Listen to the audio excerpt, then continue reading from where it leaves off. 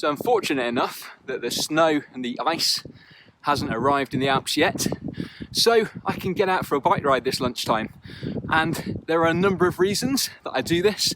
Number one is obviously I enjoy it, but there's also some good science too, which I sometimes use to motivate myself to get out the door, pull myself away from the computer, maybe justify sneaking off for an hour or so.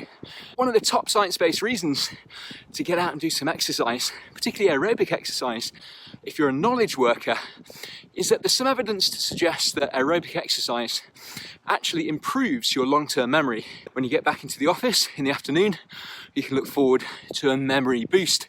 And in fact, it seems that the memory boost associated with doing some aerobic exercise, even at moderate intensity, kind of like I'm at now, where I can speak in full sentences, just about, that memory boost is actually equivalent to the same kind of effect you get by doing something called transcranial direct current stimulation. Pretty good. Also, we know that exercise boosts mood, increases something called positive affect, how positive you feel.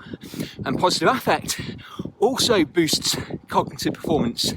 And finally, we know that doing something that's as unlike work as possible also is one of the most effective ways to recover, to restore yourself.